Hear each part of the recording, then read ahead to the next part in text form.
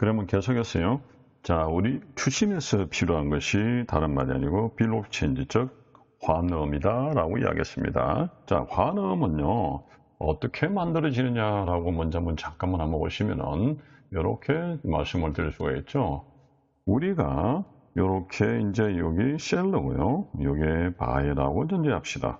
그럼 셀러의 그려내는 뱅크가 있고 바이가 그려내는 뱅크가 있다 칩시다. 이 뱅크 1-2-로 하겠습니다. 그런데 이 바이어가 다시 말해서 추심으로 외상으로 그려야 할 때 이 사람에게 내가 그러면 당신은 나에게 뭐를 주라고요? 우리가 하나의 약속을 해주세요 이 말이죠. 외상으로 가져갔으니까 나중에 예를 들어서 한 30일 있다가 이렇게 갚아드리겠습니다 라고 약속을 합니다. 그런 정서를 뭐라 하냐면은 우리가 어음이다. 그래서 30일 후에 내가 돈을 드릴 것을 약속합니다. 하나의 정서로서 약속음을 발행합니다. 근데 이건 각 나라의 이제 우리나라 특히 우리나라 좀 상법에 이제 우리가 뭡니까? 수표법에 나오겠죠. 그런데 우리나라에서 발행한 약속음은 그러면은 바이어가 이렇게 주드시 셀러에게 이게 국제적인 통용이 안 되느냐? 가능합니다. 가능한데 왜 그러면은 약속음이라는 걸 쓰지 않고 우리가 지금 탐구하고자 하는 환음이라는 걸 왜 쓸까요? 하는 이야기겠죠. 자, 요 문제 우리가 한번 짚어보셔야 됩니다. 그러면 우리나라 상법에서 이렇게 통하면은 이 약속음을 만약에 내가 바이어가 한국 사람이라 그랬을 경우에 셀러가 미국 사람이에요. 이 사람에게 물건 나중에 요 약속음을 드릴 테니까 나중에 3개월 후에 나인데 추심을 통해서 찾아가십시오 라고 할 수 있겠죠. 그런데 문제는 이 발급한 약속음이 어딜까요? 우리나라 법에 따라가죠. 그러면 그것이 부도나고 등등등 문제 생길 때 어떻게 돼요? 미국에서는 처리할 방법이 없습니다. 첫 번째가. 그죠? 두 번째는 어떤 걸까요? 좀 아시겠지만 한 번씩 신문지상에 보면 어떻게 됩니까? 이런 약속음들이 부도가 많이 나죠. 중소기업들이. 그죠? 요즘은 누구나 다 뭐 많이 하지만 이런 부분 때문에 부도 났을 때 다시 온 돈을 추심하기 위해서 상당히 많은 문제가들이 발생하거든요. 그래서 국제적으로 이런 약속음을 우리가 추심 결제에서 특히 신용장에서도 잘 쓰지를 않습니다. 그러면 셀러가 아예 그런 약속 정서, 즉 어떤 법적으로 어떤 제정된 그런 약속을 받고 해야 되는데 불구하고 이게 각 나라마다 상법의 문제나 또 부도에 관 이렇게 문제 때문에 잘 취급이 안 되죠. 그래서 뭐라 그러냐면은 우리가 ICC입니다. 이렇게 만약에 외상을 했을 경우에 그래도 외상을 준다는 말 한마디와 문서로 남기는 건 굉장히 중요하겠죠. 그래서 그러한 서류들을 거꾸로 이렇게 약속음을 대신할 수 있는 그런 환음이란 제도를 만들어냅니다. 환음이 뭐냐면요. 이렇게 말씀드려볼게요. 일반적으로 약속음은요. 내가 만약에 한 1,000만 원이 줄겠다 치면은 누가 발행을 합니까? 돈을 외상으로, 물건을 외상으로 가져가서 돈을 주겠죠. 그래서 누가요? 매수인이 발행하겠죠.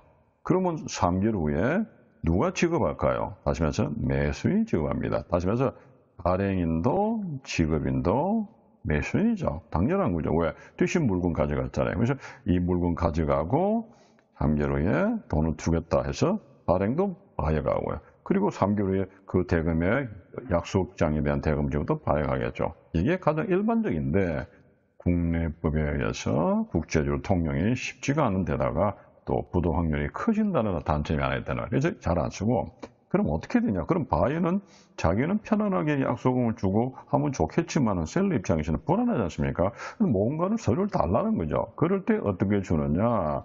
1,000만 원을 주기를 하는데 그런데 바이어가 주는 약속은 안 받을 테니까 누가 줘요? 오히려 발행인이 매도인이에요.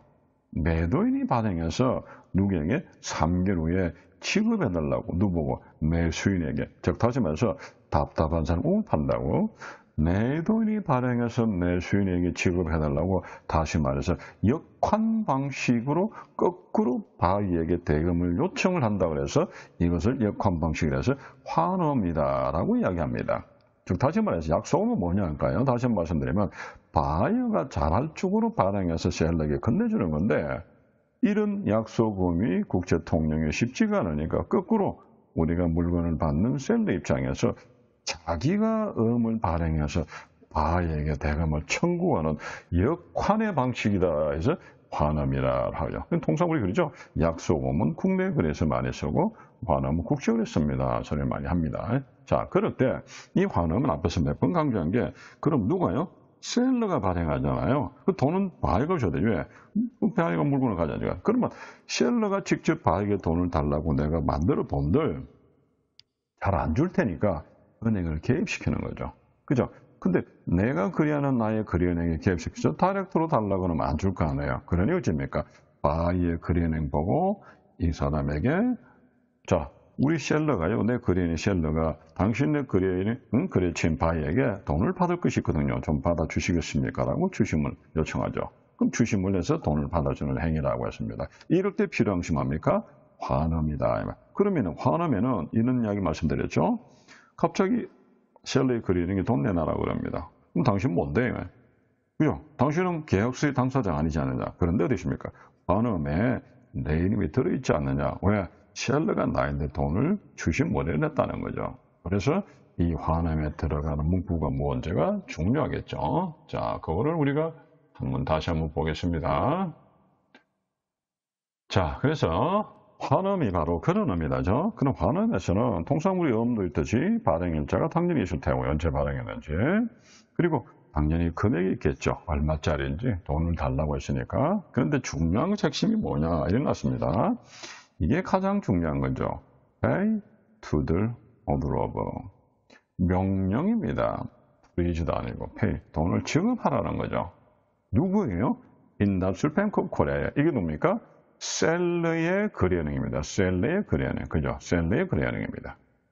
기억하시면서 주식 모래은행이죠. 셀러의 거래은행인 기업은행에게 돈을 줘라. 누구 먹어요? 다음 주에 쓰있죠. 7번에 야마치도 모터스 컴퍼니의 바이어야 내 거래은행에 돈을 줘라 라고 이야기했습니다. 명령을 하고 있는 겁니다. 왜? 너네 물건 가져갔잖아요. 그래서 이 여기 나오는 우리가 셀러의 거래은행이 누구예요? 바이의 거래은행 보고 돈 좀 예인데 돈을 받아서 당신이 나에게 좀 주시겠습니까? 라고 하는 행위가 그래서 누가요? 은행에 셀러의 거래은행이 들어가 있으니까 바이의 거래은행 보고 돈 좀 주실랍니까? 받아주시겠습니까? 라고 주식거래를 할 수 있는 거죠. 그래서 첫 번째가 누구예요? 셀러가 그럼 셀러는 어디 있습니까? 발행인이니까 맨 오른쪽 밑에 있죠. 이 사람이 셀러입니다. 요 영신 사람이 내가 바이에게 야마차 모터스에게 물건을 주고 돈 달라고 힘드니까 누구예요? 우리 거래은행에 있는 기업은행 보고 이 바이에게 돈 좀 받아주세요 라고 해놨습니다. 그럼 돈을 줄 사람은 누구예요? 야마치다 모터 수입상이죠. 근데 문제는 여기 뭐가 없어요? 이 수입상의 거래은행이 지금 안 나와 있습니다. 이 안에 그죠? 누가만 나와 있어요? 수출상의 거래은행만 나와 있습니다. 그래서 이 수출상이 그래서 바이에게 돈을 직접 달라고 할 수는 없으니까 바이의 거래은행에 돈을 주십사라고 요청을 한다는 거죠. 자, 여기까지 따라오셨나요? 그러다 보니까 이런 문제가 생기죠. 자, 이게 뭐냐면은 주심원해서라는 겁니다. 주심원해서. 주심원해서가 뭐냐면요. 돈 좀 받아주실래요? 라고 셀러가 누구에게요? 셀러의 자기 거래은행에. 그래서 앞 시간에 우리 배웠죠. 프린시플 주식모델이죠. 셀러입니다. 누구에게요? 레미팅 뱅크 주식모델에게 연락을 합니다. 그죠? 다시 말해서 이런 어마운트 돈을 좀 받아주세요 라고 이야기하고 있는 거죠. 자, 그런데 이거는 우리가 여기서부터 이런 말씀드렸습니다. 이런 환음들을 누가 했다겠죠?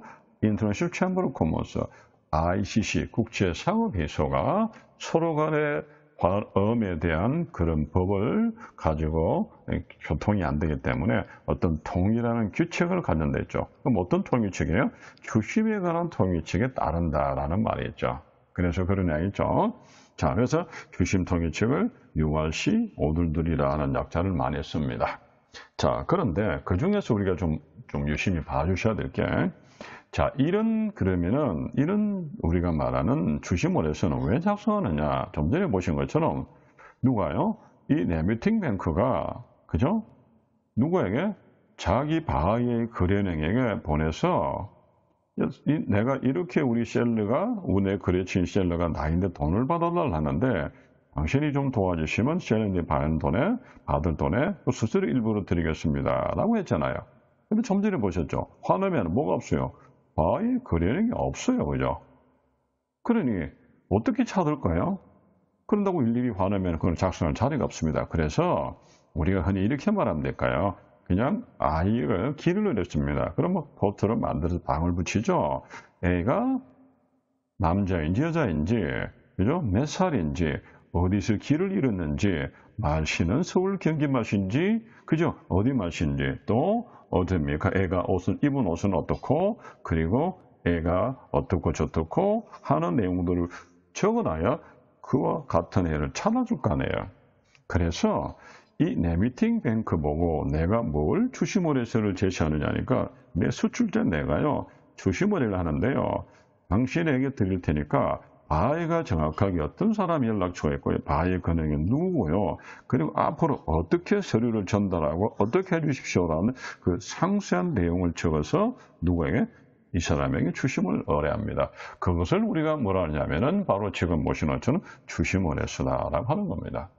자, 그러면 세상 모든 저희 아주 그 세세하게 이렇게 말씀을 드리고 싶은데 우리 처음 시작할 때부터 말씀을 드렸습니다.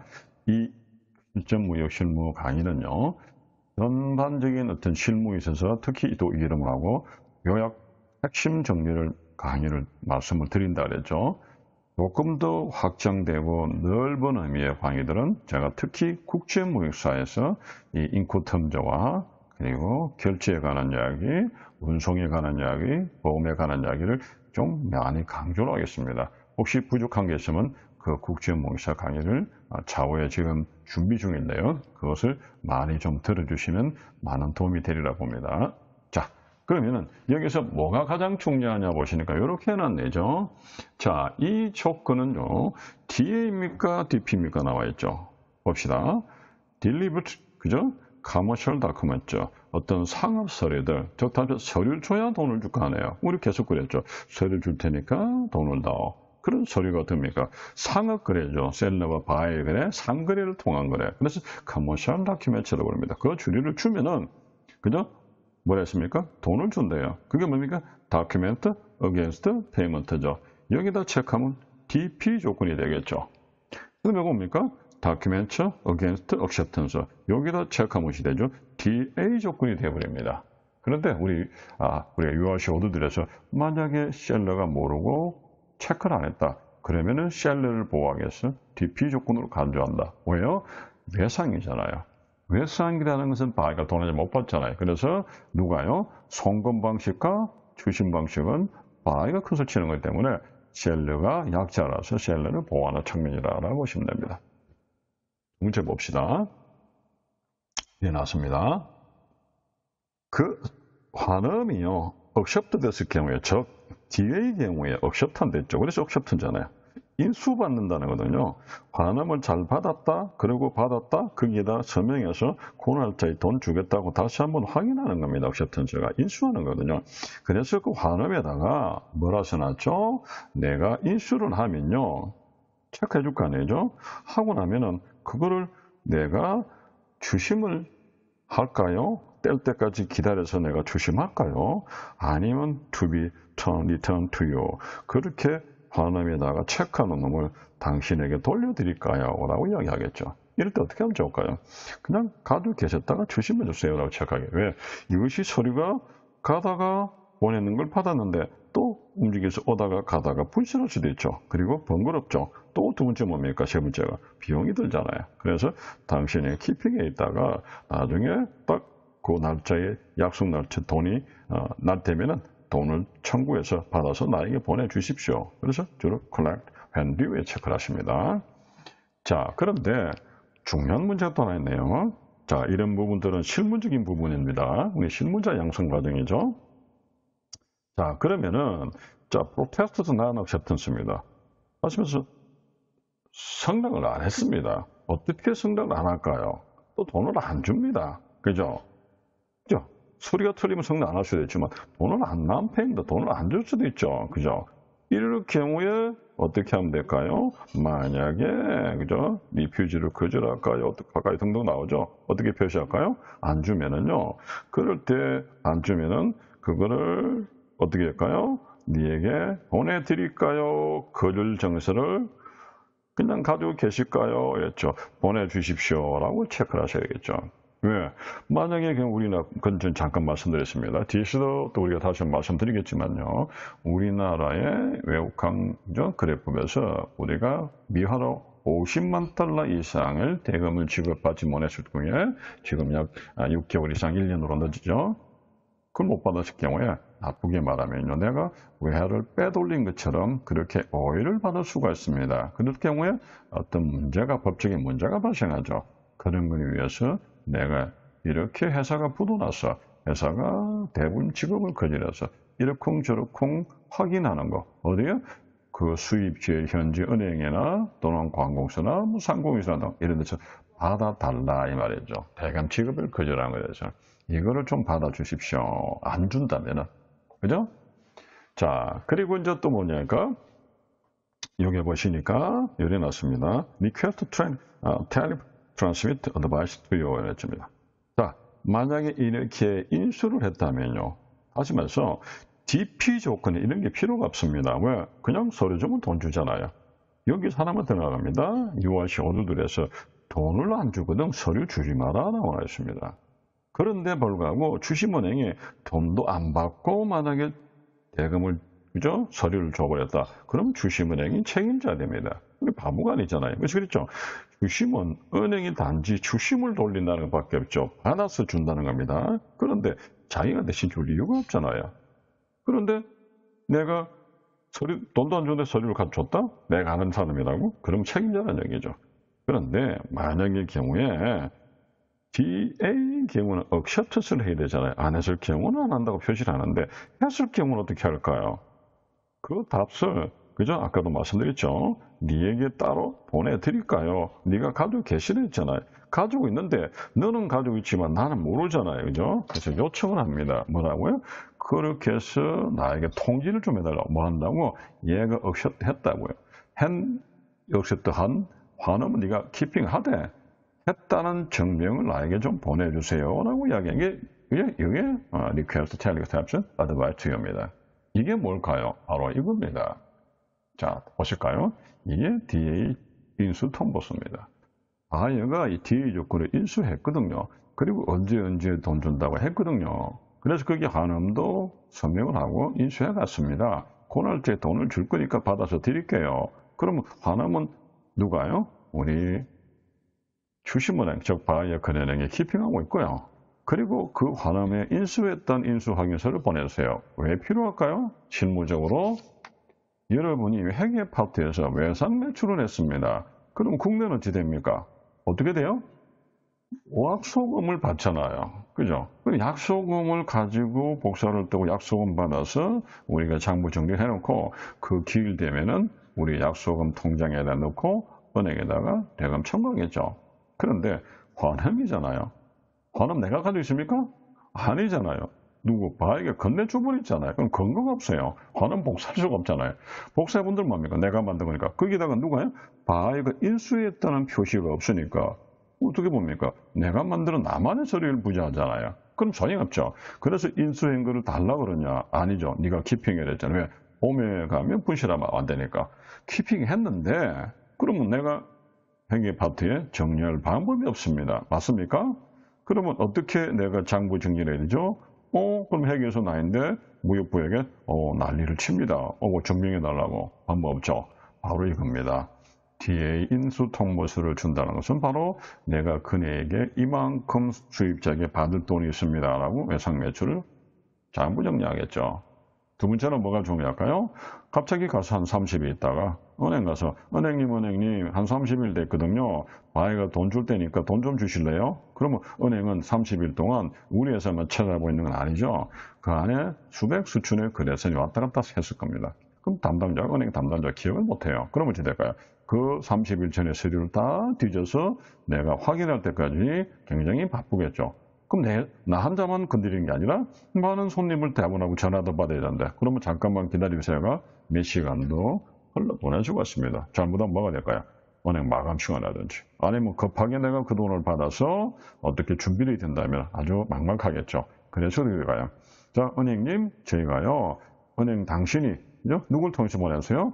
우리, 주식은행이 보내준 걸 나한테 직접 보내지 않습니다. 나는 누군데 셀러에게. 다시 우리 거래은행인 주식은행을 보내서 다시 셀러에게 보냈거든요. 이걸 내가 기피한 뒤에 인수 통보서요. 이거는 다시 보여주는 거죠. 은행님은 기억하세요? 이거, 내일 돈 준다네요. 그럼 오늘 드릴 테니까 내일 돈 받을 수 있도록 미리 누구의 주식은행에 미리 좀 알려주세요라고 굉장히 간편해지겠죠. 이게 우리 실무자가 하실 일들입니다. 그래서 우리는 단순하게 그냥 DA가 어떻고 DP가 어떻고 하는 것은 그냥 이론이고요. 이 DP 같은 경우는 서류 주문하는 돈을 주니까 안심하지만은 서류 주문 돈 안 주는 인수를 하는 DA 조건에서는 상당히 신경 써야 된다 하죠. 그래서 DP든 DA든 우리가 뒤에서 보시는 것처럼 뭘 만들었죠? 이렇게 주식문서를 발행하는 맞는데 특히나 DA 같은 경우는 accept 내가 한 환음을 가지고 있을 거냐 돌려받을 것이냐 그리고 그런 환음을 내가 인수했다는 통보를 받을 것이냐 받을 것이냐 그리고 네가 바이어가 돈을 줄 때 안 주면은 안 주더라고 그렇게 확인서를 만들어 줄 것인가 이 세 가지는 굉장히 중요합니다. DP는 뭐냐 돈 안 주면 서류 안 주면 되잖아요. 그럼 속된 말로 어찌 됩니까? 돈 안 주니까 서류 안 주면요 그렇게 됩니까? 수입시에 가 있는 배를 다시 서류는 셀러가 가져오시니까 비용은 좀 들지만은 돈을 띄는 것보다 나은 게 배를 화물을 쉽게 갈 수 있겠죠. 근데 뒤에는 이미 서류가 뭡니까? 물건이 가 있잖아요. 쉽게 할 수가 없죠. 바이어가 가져가 버렸으니까. 자, 이 차이점입니다. 자, 그래서 우리는 지금 환음을 보셨고요. 주식거래소를 보셨습니다.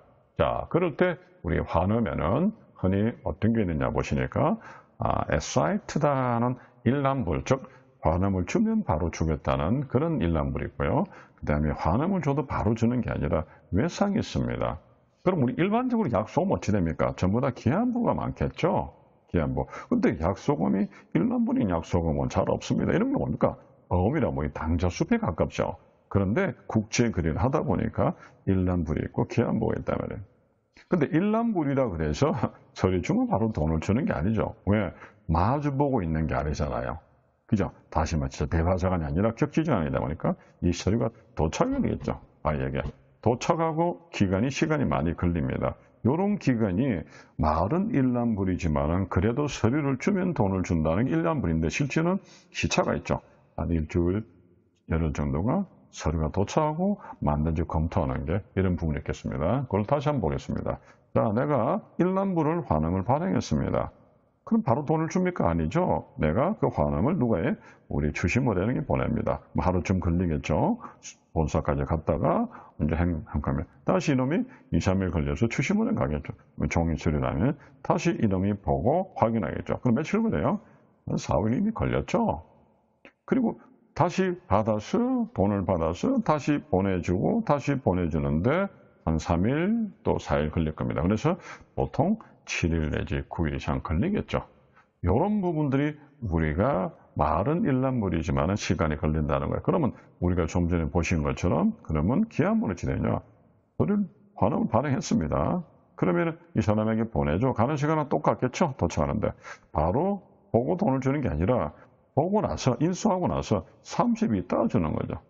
30일 후에 나에게 돈을 주고 다시 온단 말이죠. 그게 우리가 기한부입니다. 자, 그런 음이 있더라. 자, 그러면 그런 일람불을 영어로 뭐라 부르냐면요. 일람불을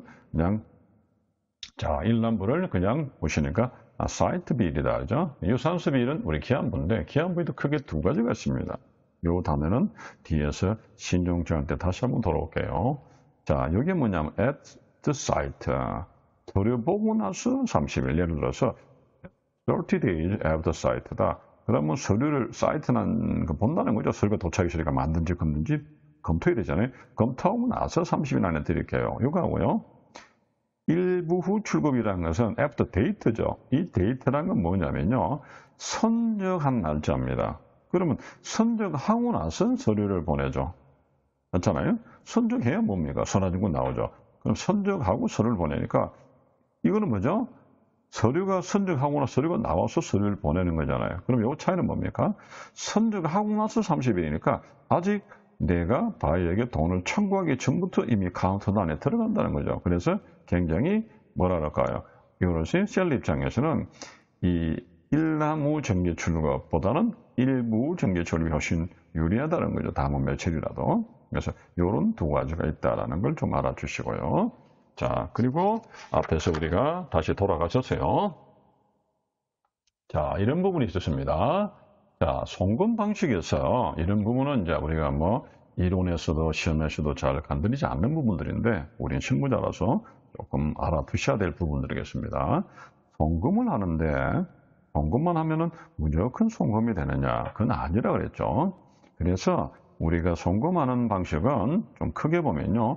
내가 송금이든 추심이든 신용장이든 은행과 은행끼리 돈을 어떻게 줄 거냐 하는 그런 반법적인 문제입니다. 어떻게 돈을 보내느냐는 겁니다. 그럼 지금까지 우리가 금방 말씀드린 송금 방식과, 자, 송금 방식과, 그 다음에 추심 방식과 신용장은 뭐냐? 결제의 종류라고 말씀드립니다. 자, 그래서 요거를 다시 한번 제가 말씀을 드릴게요. 굉장히 중요한 파트라서, 여러분들에게 많은 시간을 할애하지만 그렇지 못하는 걸 양해를 구합니다. 자, 다시 말해서, 우리가 결제 종류다라고 제가 할 때, 요거는 결제 종류예요. 어떻게 돈을 드릴까요? 예, 송금 방식으로요. 어떻게 드릴까요? 추심 방식으로요. 세 번째는 신용장 방식. 결제 종류예요. 그러면 결제 방법은 어떤 애네? 결제 방법은 돈 어떻게 줄 거냐 이 말이에요. 얼굴을 안 보고 있는데 이거 굉장히 중요한 이야기입니다. 그러면 송금을 하든 추심을 하든 신용장을 하든 돈 어떻게 보낼 거냐는 거죠. 이건 뭐예요? 송금 결제라는 종류로 하겠다는 거고 추심 결제라는 종류로 하겠다는 거, 신용장 결제로 종류로 결제를 선택하겠다는 거지. 송금으로는 돈 어떻게 보낼 것이고, 추심은 돈 어떻게 보내고, 신용 어떻게 보내느냐. 라는 이야기는 아니다는 거죠. 이게 방법이란 얘기입니다. 어떻게 될까요? 송금을 보내든, 추심으로 보내든, 신용을 보내든, 은행으로 돈을 보내야 되겠죠. 한국은행에서 미국은행으로. 어떻게 되냐? 셋 다 TT라는 방식으로 간다는 겁니다. 이 TT가 뭐죠? 테라피 트랜스퍼. 근데 우리 통상적으로 현장에서 뭘 하느냐? 우리 송금 거래합니까? 예, 송금한 어떤 거래 할게요? TT 송금합니다. 제가 이런 말 합니다. 송금만 TT 하는 게 아니라 추심도 TT고요. 신용장도 대금 지급은 TT를 합니다. 자, 그러면 TT가 뭐냐라고 이거를 지금 저희가 한번 다뤄보자는 겁니다. 자, 다시 돌아오셨어요. 자, 그러면 그 송금 방식 중에서 지금 보시니까 지금 보시면 여기 TT가 있죠. TT라는 놈이 있고, MT라는 놈이 있고, DD라는 놈이 있습니다. 간단하게 말씀드릴게요. DD라는 놈은 말 그대로 내가 물품 대금을 내가 10만 원이 내가 미국에 샘플비로 보낸 돈이 있습니다. 그럼 뭡니까? 우리 거래은행에 가서 10만 원을 주고, 수수료 주고, 외화로, 그죠? 외화로 10만 원이니까 얼마예요? 100달러라 칩시다. 100달러로 바꿔서 우편물로 보내주는 거예요. 그게 송금한 수표예요. 이런 경우는 그렇게 많이 안 쓰이겠죠. 주로 이제 소액거래라든지 샘플 거래 씁니다만. 그러면 두 번째인데, 요 두 가지죠. MT가 있고 TT가 있다는 소리는 뭐냐면은, 지금 어려운 이야기, 좀 이따가 말씀드립니다. 은행에서 내 돈 내놔라고 지급 지시를 하는 겁니다. 우리가 지급 지시를 어떻게 하느냐면요. 보통 우리 회사에서 은행에서 통장을 내가 들고 가서 그 전표 있죠, 전표. 어디입니까? 출금 전표에다가 도장 찍어서 돈 주세요라고 명령하죠. 이게 뭡니까? 지급 지시세요. 그러면 그 종이는 뭐죠? 지금처럼 뭡니까? 종이를 했죠. 그 종이를 나는 바로 현장에서는 우리 기업이 은행에 바로 마주보고 바로 주고 있지만은 외국계 은행이기 때문에 다시 말해 우리가 출금 전표를 좋게 말하는 지급 지시를 우편으로 보내는 게 우편한 방식입니다. 이런 경우는 지금 거의 안 써요. 요즘은 컴퓨터 시대죠. 그래서 이런 지급 지시죠. 즉 다시 말해서 출금서를 전자적인 방식으로 전신 방식으로 돈을 줘라 말아라 주고받는 데서 그게 우리가 지급 지시를 전보로 한다, 전신으로 한다 해서 지급 지시를 TT 방식이다 그럽니다. 하시면서 내 돈을 빼주세요 하는 지급 지시서를 전보형으로 그렇게 명령한다라는 겁니다. 자, 이 이야기는 여러분들이 좀 다소 어려울 겁니다. 그래서 제가 그림을 좀 한번 그려봤습니다. 자, 한번 봐주시기 바랍니다. 자, 여기가 우리가 거래하는 매돈이고요.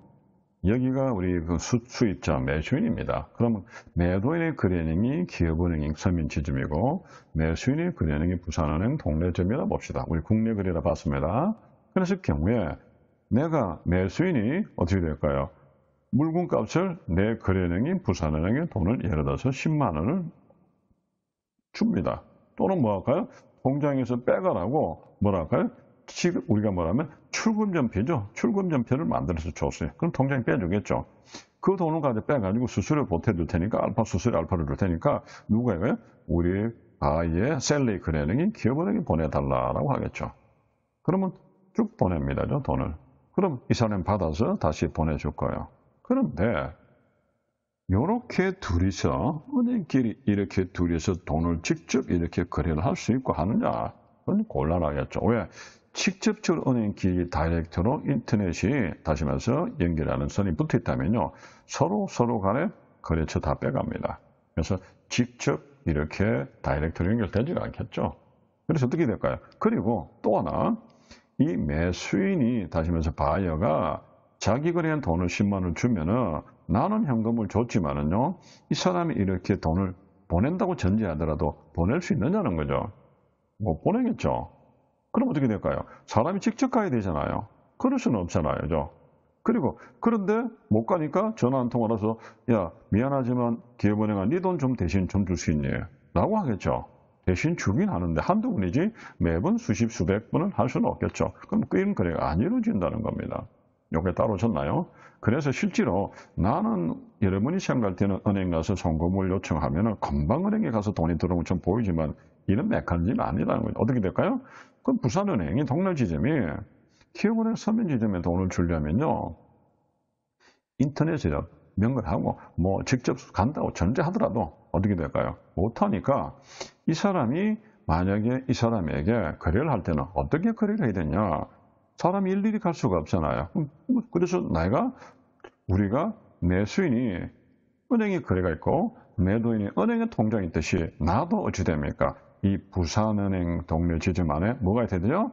요 기업은행 통장을 가지고 있는 거예요, 여기다가. 그죠? 그리고 기업은행은 또 서민지점은 부산은행 통장에 가지고 있는 거예요. 그래서 뭐라 할까요?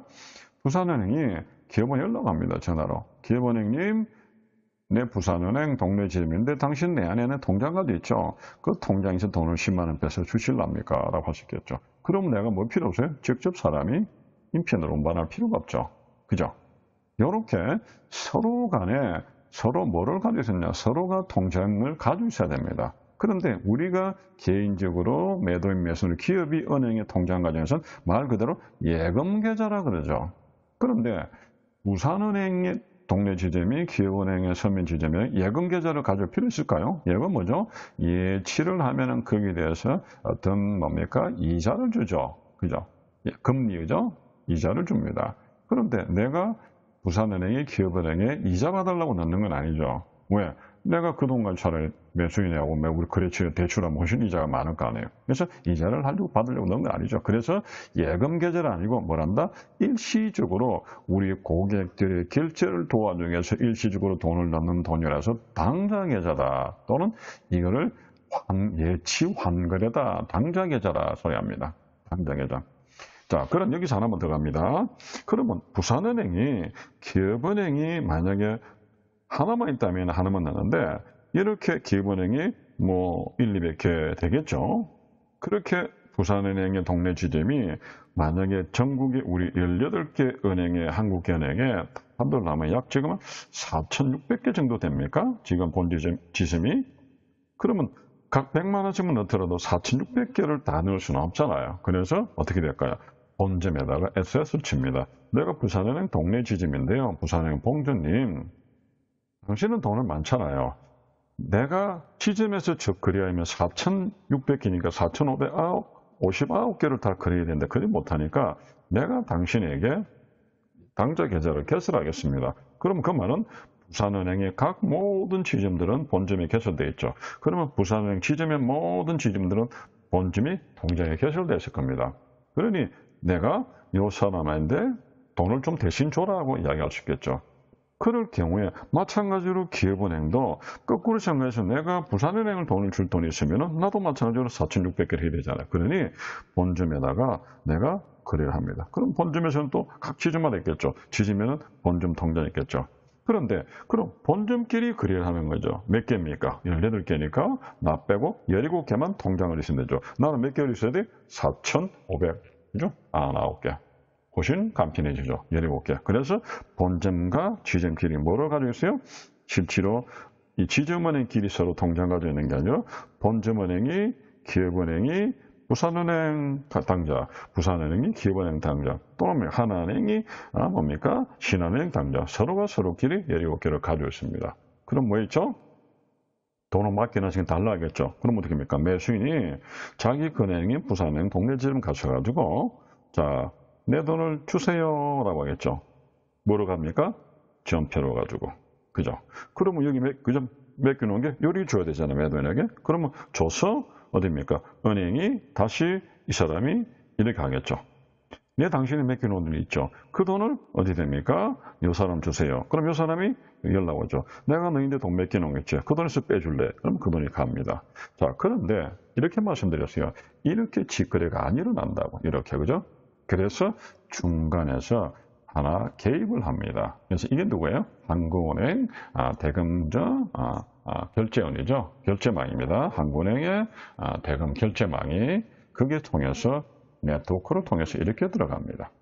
그래서 왜냐하면 직접 거래하면은 아까 말씀드린 서로 정보가 유출된다. 그래서 간접적으로 이렇게 들어가서 한국은행 자금 결제망에 들어가서 여기서 다시 확인하고 다시 돈이 빠져나가는 거죠. 이제 직거래가 아니었습니다. 그럼 우리끼리는요? 우리끼리는 내부지 않으니까 인터넷망으로 가겠죠. 마찬가지입니다. 그럼 난 어떻게 되죠?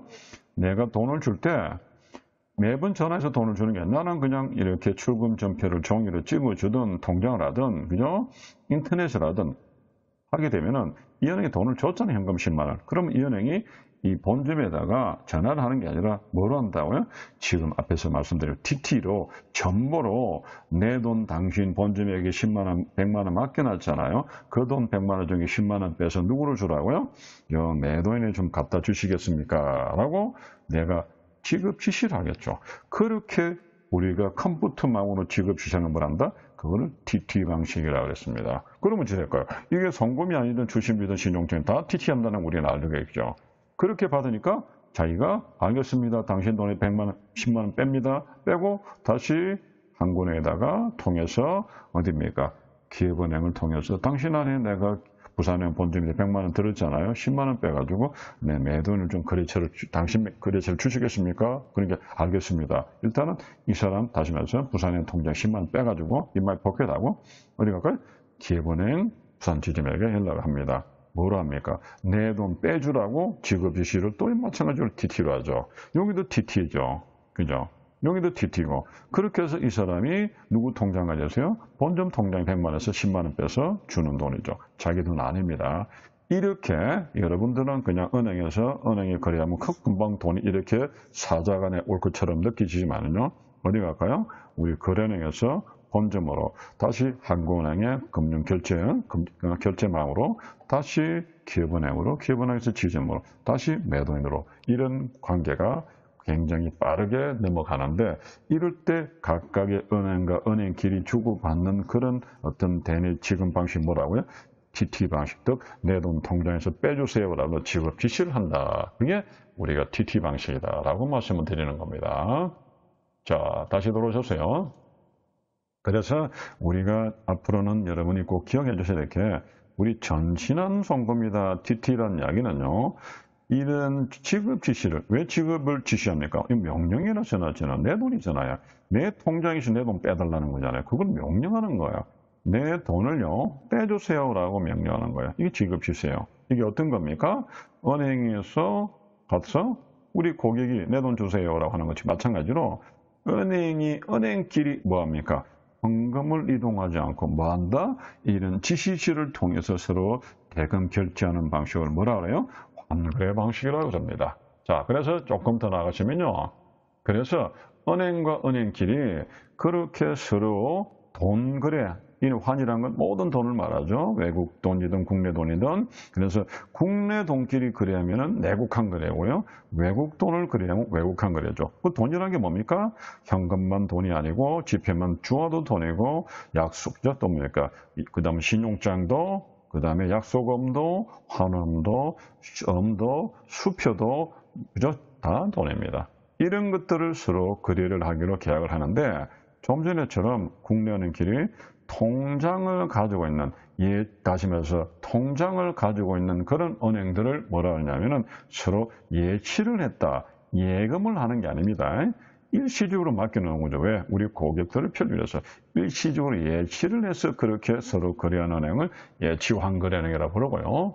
그런데 거래가 많이 없는 편이에요. 그러면 됩니까? 예치를 안 하겠죠? 무예치환거래라고 합니다. 즉, 다시 말해서 여러분이 국내 8개 중에 많아야 2-3개 쓰겠죠. 여기에는 통장 거래를 가지고 있지만 나머지는 없죠. 그럼 이게 됩니까? 여기 통장 거래가 없는 무통장, 무예금 거래처가, 즉 무예치환거래고죠. 나머지 됩니까? 2-3개는 예치환거래 되겠죠. 그런 관계가 똑같습니다.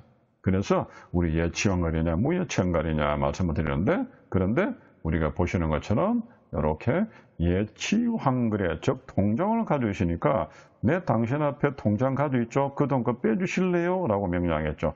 이럴 때 발행되는 신용장이 뭐냐면요, 지급신용장입니다.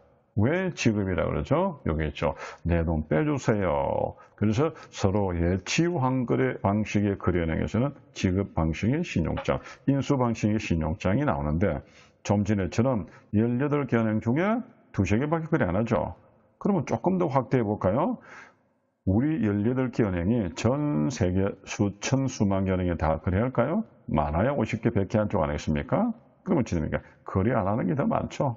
그래서 그런 은행끼리 신용장을 주고받는 경우는 뭡니까? 매입신용장이라 부릅니다. 상세한 건 또 뒤에서 다루겠습니다. 자, 여기까지 우리 DT란을 보셨고요.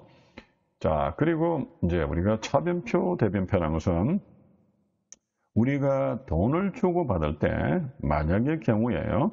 우리가 100원을 내가 물건을 팔았습니다. 100원을 팔았는데 그중에 80개는 오케이인데 20개가 잘못됐어요.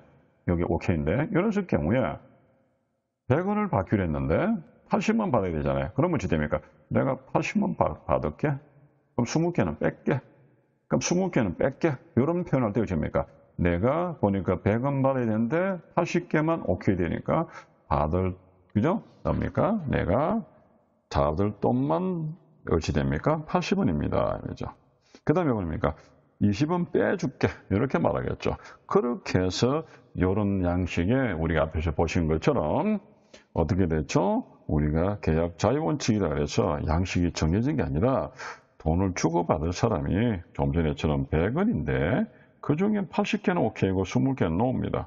그러면 어떻게 됩니까? 내가 80원 받겠습니다. 라고 적어줘요. 그럼 20원을 빼겠습니다. 하면 데빗 노트가, 그죠? 우리가 들어갈 때, 크레딧 노트가 나오겠죠.